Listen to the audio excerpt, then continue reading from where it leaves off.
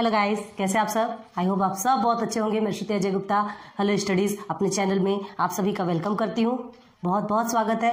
बहुत अच्छे से पढ़ाई चल रही होगी, बहुत उम्मीद करती हूँ। एंड आपके लिए अगेन आपके ये चैप्टर का आपका जो चैप्टर चल रहा है उसमें ही आपके लिए फिर न्यू क्वेश्चंस लेकर आए हैं। बहुत इंटरेस्टिंग होने वाला है आज का भी आपका चैप्टर। हमने इसके पहले आपको बहुत कुछ समझाया है ना। लेक्चर 1 लेक्चर 2 तक तो आपको बेसिक्स एंड अदर एग्जांपल्स के साथ में आपको टोटल क्लियर करवा दिया था कि कंपाउंड इंटरेस्ट क्या होता है, what is the difference between simple interest and compound interest, and what is amount and what is the formulas of all those. सबके फॉर्मूलाज भी हमने आपको नोट डाउन करवा दिए लेक्चर 1 एंड लेक्चर 2 में, अगर आपने अच्छे से देखा हो तो। ठीक है। एंड लेक्चर 3 में आपको सीधे सीधे एक एग्जांपल के साथ साथ आपके प्रैक्टिस सेट में ही लेकर के चले थे। तो प्रैक्टिस सेट में आपको 2 क्वेश्चन सॉल्व करे थे, एक आपके लिए होमवर्क दिया था। उम्मीद है कि वो होमवर्क आपने किया होगा। कमेंट सेक्शन पे कमेंट कीजिए, बताइए कि वो आपसे बन रहा है या नहीं बन रहा। नहीं बनता हम बताएंगे, वो ज़्यादा आपके लिए हार्ड नहीं था। हमने जो समझाया था ना एज इट इज ही था। ठीक है। फिर से चलते क्वेश्चन नंबर 3 पे। आपके जो प्रैक्टिस सेट है, प्रैक्टिस सेट आपका 1 ही है ना। हाँ, प्रैक्टिस सेट सॉरी 14.1। तो 14.1 का जो क्वेश्चन नंबर 3 है, क्वेश्चन नंबर 3 क्या है? चले ना, टेक्स्ट बुक ओपन कीजिए, नोटबुक ओपन कीजिए, पेन आपके साथ में होनी चाहिए। आपकी चीजें आपके साथ में रहेंगे, साथ साथ हमारे साथ साथ आप अगर करते जाएंगे और हमसे भी स्पीड से सॉल्व करेंगे, हमें और इंटरेस्ट और आपको और ज्यादा इंटरेस्ट आएगा। आपको क्यों इंटरेस्ट आएगा कि आपको ऐसा लगेगा अरे इनके समझाने के पहले ही हम लिख ले रहे हैं। होता है, ऐसा होता है। ठीक है, जस्ट मिनट, लाइट ऑन करते हैं। ओके, देन चलते क्वेश्चन नंबर 2। ठीक है, देखिए अब हम यहाँ पर क्वेश्चन नहीं लिखेंगे। इसके पहले हमने क्वेश्चंस क्यों लिखे थे? क्योंकि अदर क्वेश्चन से हमने आपको सॉल्व करवाया था और वो क्वेश्चन शायद आप नोट डाउन कर सके, इसलिए हमने क्वेश्चंस लिखे थे। ये क्वेश्चन ऑलरेडी आपकी बुक में गिवन है। ठीक है, तो चलिए। Samar was taken a loan of कितना 12,500 at a rate of 12 PCPA। ठीक है, for how many years? 3 years. चलिए, if the interest is compounded annually, compounded annually मतलब हमने जो 1 साल का, एनुअल मतलब 1 साल का होता है ना, then how many rupees should he pay to clear his loan. मतलब उसने क्या किया? बोरो लिया, उधार लिया, लोन लिया जिसे कहते हैं। लोन मतलब उधार ही होता है ना। तो बैंक से लिया उसने पैसा, तो कितना 12,500 रुपीज, 12,500 रुपए। तो उसने क्या किया? उधार लिया। कितने इंटरेस्ट में? कितने रेट ऑफ इंटरेस्ट? 12%। ईयर्स कितना है उसका? 3 ईयर्स के लिए। तो सबसे पहले हम क्या लिखेंगे? प्रिंसिपल। ठीक है, देन लिखेंगे rate of interest and then लिखेंगे टाइम। ठीक है, नहीं सॉरी, सबसे पहले हम लिखेंगे गिवन। ये लिखना बहुत जरूरी है। ठीक है, गिवन। अब गिवन में लिखेंगे P is equal to R is equal to and T is equal to. ये गिवन है ना, जो भी गिवन है वो तो लिखना है। तो क्या है आपका? 12,500 आपका प्रिंसिपल है, रुपीज, बार बार बोलते हैं। रेट ऑफ इंटरेस्ट आपका 12 PCPA, या डायरेक्ट परसेंट भी लिखेंगे चलेगा। And years 3 years. हो गया या तक? क्लियर हो गया ये। अब इसके आगे हमको पढ़ना है। ठीक है, उसने लोन लिया। अब आपको क्या करना है इसमें? कंपाउंडेड एनुअली क्या है? If the interest is compounded, अगर इंटरेस्ट कंपाउंडेड एनुअली मतलब साल का बता रहे हैं, तो आप क्या करेंगे? Then how many rupees should he pay to clear his loan. तो उसको अगर मतलब जो इंटरेस्ट है, जो कंपाउंड इंटरेस्ट है, उसके साथ में उसको पूरा पेमेंट देना है, तो कितना देना पड़ेगा? कितना देगा तो उसका क्लियर होगा? ठीक है, इतना तो उसको देना ही है, इतना तो वो देगा ही। ठीक है, तो कंपाउंडेड एनुअली मतलब जो 3 साल का जो रहेगा, कितना उसका कंपाउंड इंटरेस्ट बनेगा वो उसको पे करना है। क्लियर हो गया? क्वेश्चन क्लियर हो गया? चलिए सॉल्व करते हैं। तो सबसे पहले हमें क्या निकालना रहता है? कंपाउंड इंटरेस्ट निकालने के पहले हमें अमाउंट निकालना रहता है। ठीक है, टोटल अमाउंट आप पहले निकालेंगे। तो प्रिंसिपल आपको गिवन है, ठीक है, रेट भी गिवन है, तो अमाउंट का फॉर्मूला पहले लिखेंगे। A is equal to P multiply by 1 plus R upon 100 n. ठीक है, अब वैल्यू पुट करेंगे। प्रिंसिपल आपका 12,500 है, 1 प्लस रेट आपका कितना है? 12। डायरेक्ट देखते जाइए, ये नोट डाउन हुआ तो आप सब कुछ कर सकते हैं। N is equal to 3 years. Clear हो गया? देखिए, आप 8th स्टैंडर्ड के स्टूडेंट हैं, कैलसी आपको यूज करना नहीं है। हमने कैलसी से यूज करके सारा कुछ निकाल लिया, सॉल्व कर लिया और हमने नोट डाउन कर लिया, और उसके बाद आपको यहाँ पूरा परोस देते हैं। ठीक है, क्योंकि उतना सॉल्व करते रहेंगे तो वीडियो तो एक ही क्वेश्चन में लंबी की लंबी हो जाएगी, लेकिन हमको इसलिए करना पड़ता है कैलसी का यूज करके। बट आपको कैलसी यूज नहीं करना है, इसलिए अपनी स्पीड इतनी ज्यादा बना लीजिए कि बहुत जल्दी जल्दी आप सॉल्व कर सके, मल्टीप्लाई कर सके। ठीक है, तो चलिए अब निकालेंगे, इसे सॉल्व करेंगे।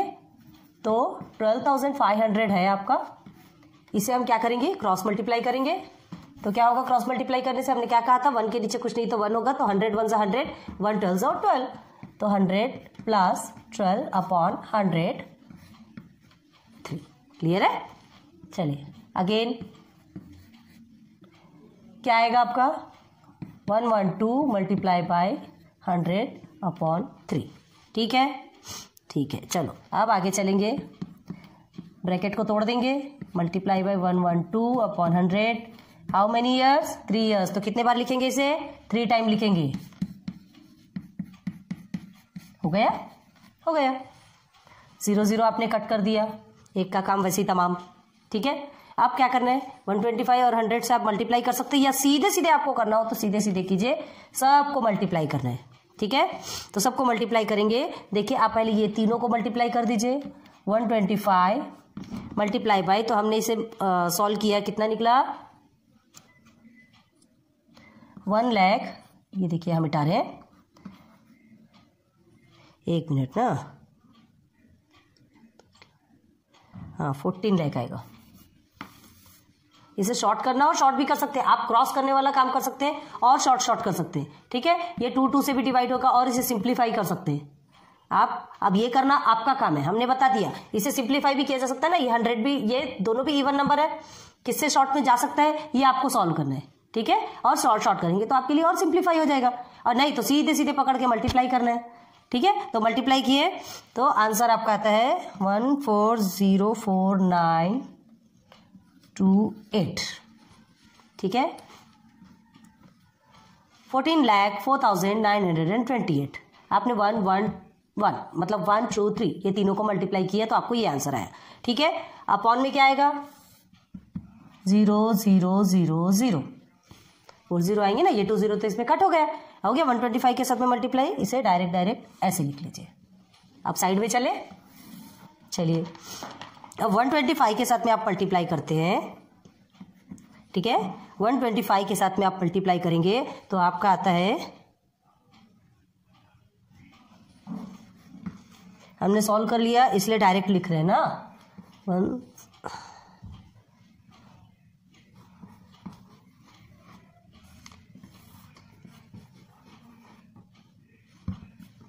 4। हाँ देखिए तो कितना होगा ये, 17 लाख, नहीं 17 करोड़ में चला जा रहा है। देखिए कितना बड़ा हो जा रहा है, इतना बड़ा आंसर हो रहा है। ठीक है, तो 17 करोड़ में जा रहा है, देन 56,16,000, इतना बड़ा जा रहा है। अभी हो गया। अब इसके साथ में क्या करना है आपको, डायरेक्ट सॉल्व करेंगे तो पहले 1 2 3 तो आपका ये कट गया। आप क्या लिखेंगे, 1 7 5 6 देन 1 6, ये आपका यार अपॉन में आ गया 10, हो गया छोटा, तो 1,75,616 यहाँ तक आ गए आप। ठीक है, अब इसे आपको सॉल्व करना है, तो सॉल्व करेंगे 10 के साथ में सीधे सीधे सॉल्व करेंगे तो एक डेसिमल तो आएगा ही, एक डेसिमल आएगा कि नहीं। ठीक है, तो देखिए 1.6। अब यहाँ पे आप 0 लिख लीजिए, जो भी लिखिए, यहाँ लिखना है नहीं लिखना है वो आपकी प्रॉब्लम। ठीक है, तो ये क्या हो गया, रुपीज 17,000। ठीक है, 561.6 रुपीज, जो भी हो, 6 0 करेंगे तो कोई वो नहीं होता। ठीक है, 6 रुपीज, तो क्या हो गया आपका आंसर, 17,561.6 रुपीज। आप क्या करेंगे इसे, मतलब ही हैड टू पे, वो क्या करेगा, क्वेश्चन आपको दिया है, देखिए क्वेश्चन पढ़िए, how many rupees he should pay to clear the loan. तो क्या लिखोगे, he had to pay total rupees इतना। देखिए आंसर कैसे लिखेंगे, चलिए लिख देते हैं, ही हैव टू पे, ठीक है, टोटल रुपीज 17,561.6। ठीक है, तो इसे आप कैसे कर देंगे, बॉक्स के अंदर कर देंगे तो चीजें क्लियर समझ में आती है। ठीक है, to clear the loan, clear his loan, हो गया। This is your question number 3। समझ में आ गया क्या, बहुत लंबे लंबे मल्टीप्लीकेशन है। हमने क्या कहा, इसे आप शॉर्ट भी कर सकते हैं।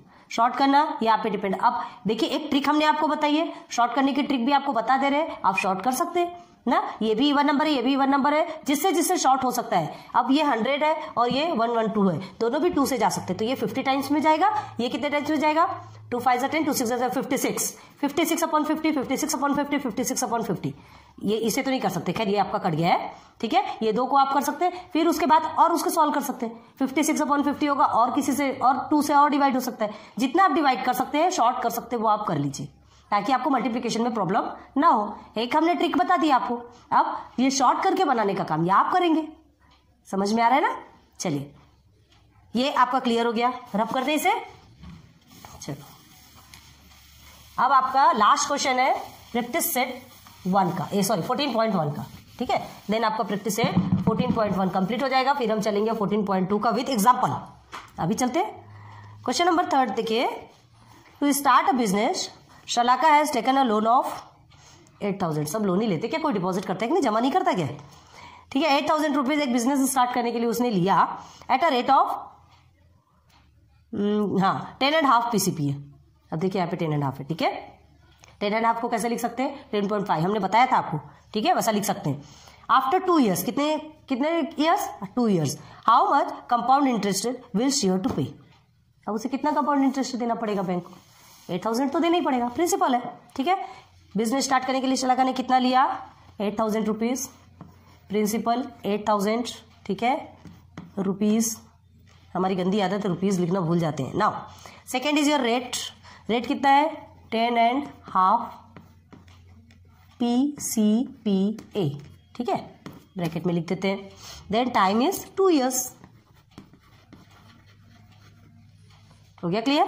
अब फिर हमें क्या करना है, कितना कंपाउंड इंटरेस्ट उसको क्या करना है, पे करना है। तो पहले तो अमाउंट निकालेंगे, फिर से अमाउंट निकालते हैं, ठीक है। अमाउंट निकालने के लिए आपको सबसे पहले क्या लिखना है, क्या लिखना है, सबसे पहले आपको लिखना है फॉर्मूला। अभी हम फॉर्मूला नहीं लिख रहे, बट आपको फॉर्मूला लिखना है, देन अगेन उस फॉर्मूले पे पुट करेंगे। हम डायरेक्ट चलते हैं, तो क्या आएगा आपका, प्रिंसिपल 8,000 1 प्लस रेट आपका हमने क्या कहा था, इसे कैसे लिख सकते हैं, इज इक्वल टू 10.5% लिख सकते हैं ना। तो 10.5 upon 100 and time is 2 years. हो गया।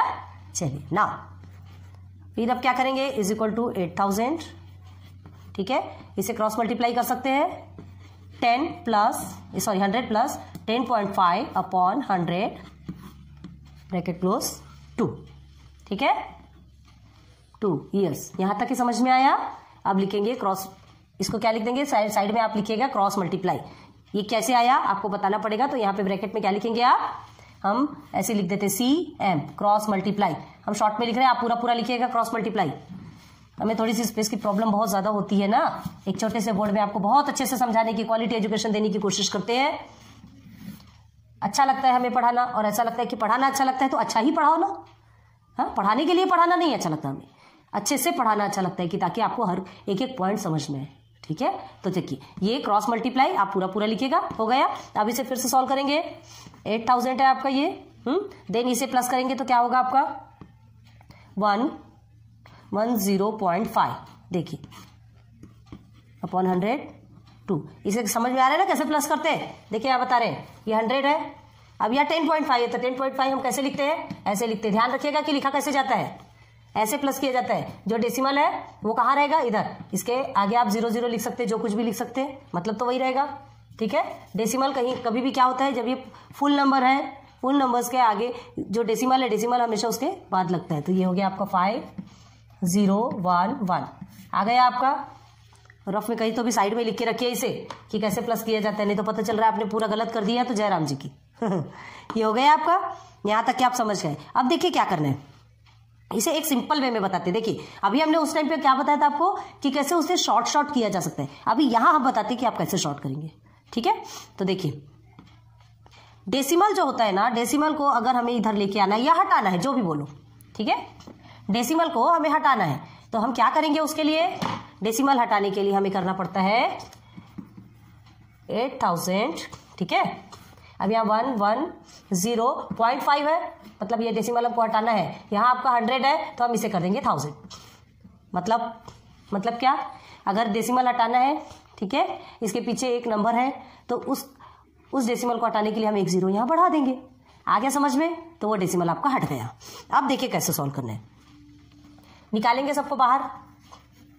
Multiply 1105 upon 1000, how many times? 2 times, 05 upon 1000। Clear हो गया? ये 30 कट हो गया, ये 30 कट हो गया सिंप्लीफाई। देखिए अब अभी हम सिंप्लीफाई करके बता रहे हैं। फर्स्ट टर्म में हमने आपको सिंप्लीफाई करने की ट्रिक बताई, अभी हम सिंप्लीफाई करके बता रहे हैं। हर चीज में हर बार हमको बताना अच्छा नहीं है, क्यों? ताकि आप खुद भी प्रैक्टिस करें। समझ में आ रहा? एक बार इधर करके बता देते हैं, उसमें नहीं बताया, इसमें सही। चलिए अब क्या करना है आपको, कैसे सॉल्व करेंगे? सिंपल वे में सॉल्व करना है। आप 8 को छोड़ेंगे, ये आपका क्या है 5 से जाएगा क्या, पहले देखते हैं। हाँ जाएगा, लेकिन उसमें हमको प्रॉब्लम होगी। सीधी बात देखिए, सिंपल वे में कीजिए। पहले ये दोनों को मल्टीप्लाई करना है, इज इक्वल टू 8, ठीक है? तो इसे जो मल्टीप्लाई करेंगे आपका कितना आएगा?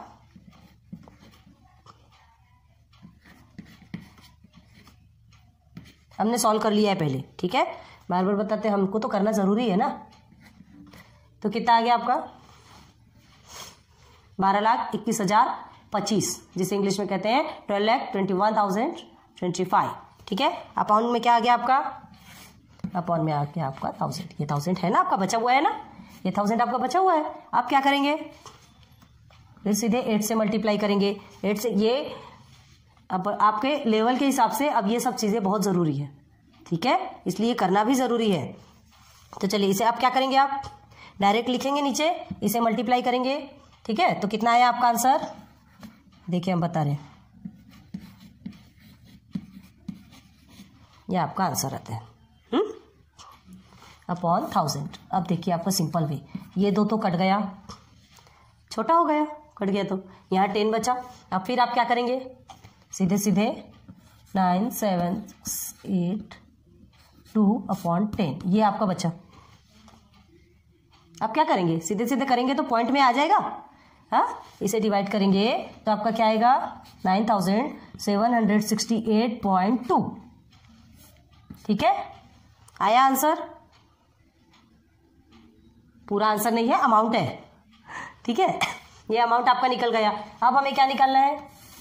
CI आपको पता है, तो अमाउंट इज इक्वल टू कैसे लिखेंगे? पहले नीचे दिख रहा है कि नहीं दिख रहा है क्या? रुपीज, ऊपर भी लिख देते हैं, just a minute, 68.2।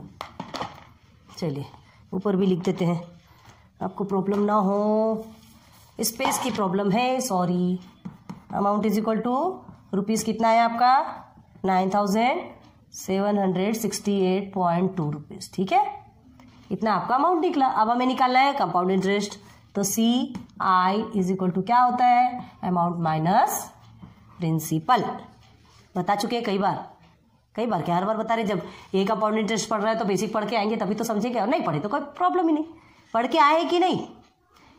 Lecture number 1, 2, 3 total clear होना चाहिए, नहीं तो ये तो आपके सर के ऊपर से जाएगा। What is this, I don't know. चलिए हो गया। तो अब क्या करना है? CI निकालना है। अमाउंट आपका कितना है? 9768.2 है। प्रिंसिपल आपका कितना है? 8000 है। थोड़ा स्पेस बना के लिख रहे हैं हम। अब इसमें माइनस कर दीजिए, सीधे माइनस करेंगे तो सीधे ये 1000 के आसपास नियर बाई आएगा, ठीक है? कितना आ गया आपका? सीधे देखिए ना, इसे करेंगे तो आया कि नहीं। अभी आप आंसर किसमें देखेंगे? रुपीस। तो CI, अभी यहाँ रुपीस नहीं लिखते, अभी सीधे सॉल्व किया है हमने। अब यहाँ लिखेंगे CI is equal to rupees 1768.2। ये आपका निकल गया CI। अमाउंट कितना निकला आपका? 9768.2। CI कितना निकला? Compound interest 1768.2। क्लियर हो गया? क्लियर हो गया। तो आपको आंसर क्या लिखेंगे? देखिए क्वेश्चन में क्या पूछा है, लास्ट वाले में देखिए, after 2 years how much compound interest will she have to pay. तो क्या लिखेंगे? आफ्टर 2 years दिस रुपीज, ठीक है, as compound interest she have to pay. चलो आंसर कहाँ लिखे? आंसर चलिए, शी हैव टू पेड, थोड़ा छोटा लिख रहे हैं, एडजस्ट कर लीजिएगा भाई। शी हैव टू पेड, अब ये जो बोलते जा रहे हैं तो कम से कम उससे तो समझ में आएगा, ठीक है। She have to paid rupees 1768.2 rupees, समझ आ रहा है ना, रुपीज एज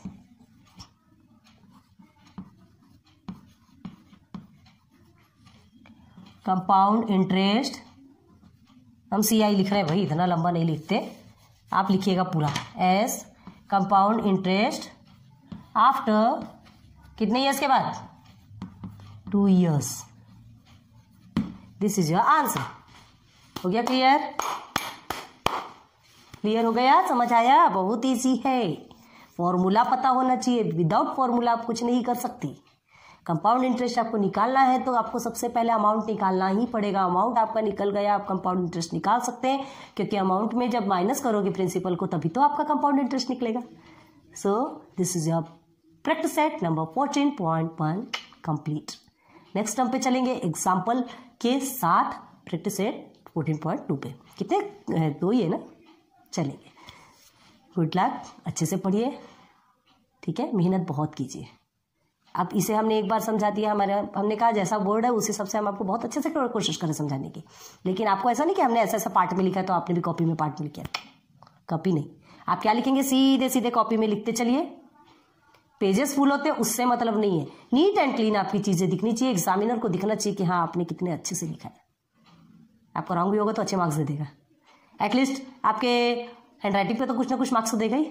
रॉन्ग नहीं होगा ये गारंटी हम देते हैं, अगर आप अच्छे से यहाँ ध्यान देके पढ़ते होंगे तो, ठीक है। पूरे लेक्चर्स देखिए, अच्छे से पूरे वीडियोस देखिए, बहुत अच्छे से पढ़ाई कीजिए, एंड लाइक सब्सक्राइब शेयर करते जाइए भाई, बहुत मेहनत होती है इन चीज़ों में। आपके लिए इतना टाइम निकाल के, कैसे टाइम निकालते हैं हम जानते हैं, लेकिन हाँ हमारा इंटरेस्ट है, हम पढ़ाएंगे आपको। हमारा एक मोटो है कि आपके लिए सब चीज़ ऑल क्लियर करके, कंप्लीट करके आपको पूरा लेक्चर्स, ठीक है, देना है, और हम देंगे, ये हमारा प्रॉमिस है आपसे, ठीक है। सो ये आज का कंप्लीट आपको 14.1, फिर चलेंगे 14.2 पे। Good luck, good bye, best of luck.